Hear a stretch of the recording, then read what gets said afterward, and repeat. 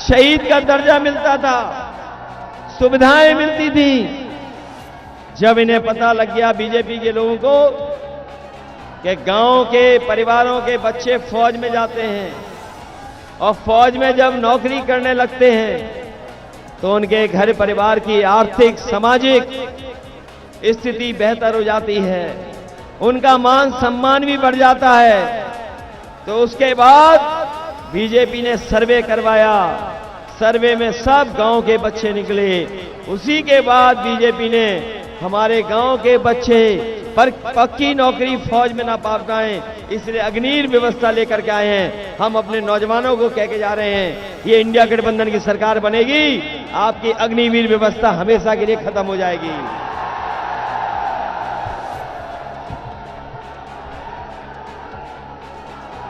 हालांकि अग्निवीर तो खत्म होगी, लेकिन एक जानकारी और सूचना भी देना चाहता हूं मैं आपको। अग्निवीर तो जो 4 साल की नौकरी आई है, इंडिया गठबंधन बनेगा तो ये खत्म होगी। लेकिन हम अपने खाकी वर्दी पहनने वाले भाइयों को भी बताना चाहते हैं कि बीजेपी वाले आ गए तो फौज की तो 4 साल की नौकरी थी, इन खाकी वालों की 3 साल की नौकरी कर देगी। इसलिए मनी मन ये भी आपके साथ हैं, ये मजबूरी में नौकरी की वजह से फंसे बैठे हैं। इसलिए ये लोग भी सावधान हो जाएं। कभी कभी ये सवाल करते हैं कि हमारी कैसे 3 साल की हो जाएगी। हमने उन्हीं लोगों से कहा, पत्रकार साथियों ने जब सवाल मुझसे किया था तो मैंने उनसे पत्रकार साथियों से पूछा कि बताओ, किसी को पता था कि 4 साल की अग्निवीर नौकरी हो जाएगी? किसी को पता था कि हवाई जहाज बिक जाएंगे? किसी को पता था कि हवाई अड्डे बेच देगी सरकार? किसी को पता था कि बंदरगाह बेच देंगे ये लोग? किसी को पता था ये बैंक बेच देंगे? किसी को पता था कि बीमा वाली कंपनी LIC बिक जाएगी? किसी को पता था कि मोबाइल की कंपनी बिक जाएंगी जो अपनी सरकार की हैं? और बताओ, क्या आपको पता था कि कोरोना के टाइम में लॉकडाउन कर देंगे और आपको पैदल पैदल घर जाना पड़ेगा? क्या आपको पता था कि नोटबंदी आधी रात हो जाएगी? तो जब आपको ये सब नहीं पता तो इनकी भी 3 साल की नौकरी हो जाएगी। देखिए, ये बीजेपी वालों को जब वोट चाहिए था, बीजेपी वालों को जब वोट चाहिए था तो ये राशन में रिफाइंड तेल दे रहे थे, दाल दे रहे थे, नमक दे रहे थे। और बताओ, राशन में अब गरीबों को क्या मिल रहा है? बताओ, राशन में क्या मिल रहा है?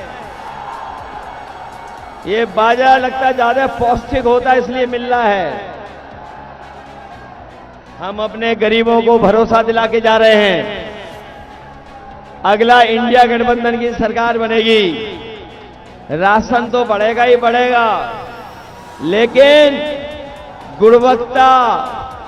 गुणवत्ता उसकी राशन की अच्छी होगी, राशन अच्छा दिया जाएगा।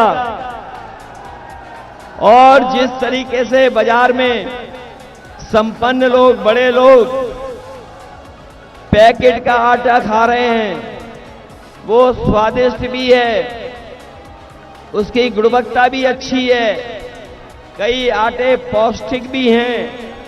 इसलिए अपने गरीबों को मैं भरोसा दिला के जा रहा हूं, राशन की तो गुणवत्ता ठीक करेंगे ही करेंगे, बढ़ा भी देंगे, लेकिन इसके साथ साथ हम लोग आटा और डाटा भी फ्री देने का काम करेंगे। पौष्टिक आटा और आपको डाटा, क्योंकि अगर डाटा होगा आपके पास तो आप जानकारी हासिल कर लोगे।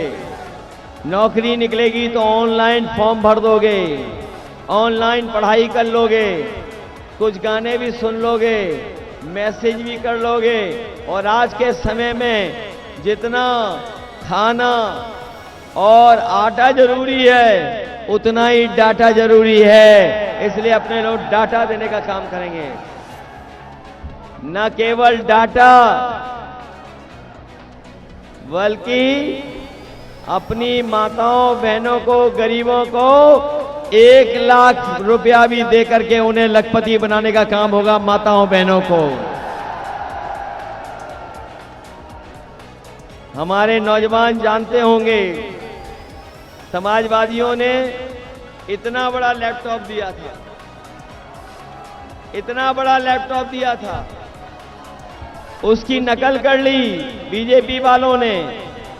हमारा दिया हुआ लैपटॉप जिसके घर परिवार में होगा वो आज भी चलता रहा होगा, और जब उसे ऑन करते होगे फोटो हमारी दिखा रही देती होगी।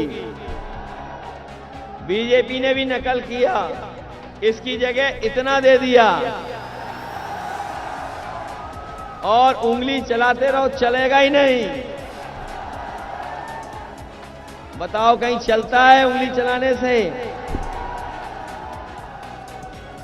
इसलिए सावधान रहोगे कि नहीं रहोगे? इन्होंने महंगाई बढ़ा दी कि नहीं बढ़ा दी? डीजल, पेट्रोल, खाने का सामान, रिफाइंड तेल, और पिछले 10 साल में नमक की कीमत भी बढ़ा दी। और ये जो महंगाई और मुनाफा का खेल है, ये पार्ले जी बिस्किट पैकेट से सीखे हैं। ये जो महंगाई और मुनाफे का खेल है, ये जो बाजार में पार्ले जी का बिस्किट पैकेट बिकता है उससे सीखे हैं। हमारे बुजुर्ग हैं जो बैठे होंगे, ये जो बुजुर्ग हैं पुराने लोग जानते होंगे, पहले पार्ले जी का बिस्किट पैकेट इतना बड़ा आता था और अब महंगाई बढ़ के बताओ कितना बड़ा हो गया पैकेट। और बीजेपी की सरकार आ गई तो 1 बिस्किट वाला पैकेट मिलेगा आपको। इन बीजेपी वालों ने पार्ले जी से ही सीखी है आपको खाद की बोरी की चोरी। बताओ पहले कितनी चोरी की इन्होंने, और अब 5 किलो और कम कर दिया। ये आ गए सरकार में तो खाद भी आपको पाउच में देंगे, लो अपने खेत में डालो जाकर। बताओ महंगाई बढ़ गई कि नहीं बढ़ गई? और इनके चंदे की वसूली पता लग गई होगी।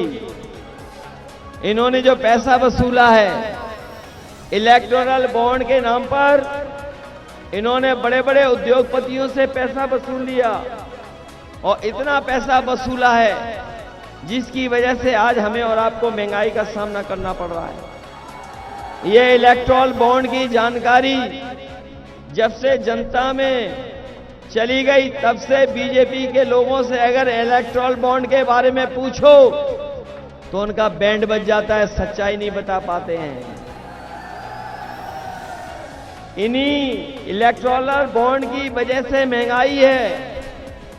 आपकी हर दवाई महंगी हो गई, हर चीज महंगी कर दी। बताओ महंगा हो गया सब कुछ क्या नहीं हो गया?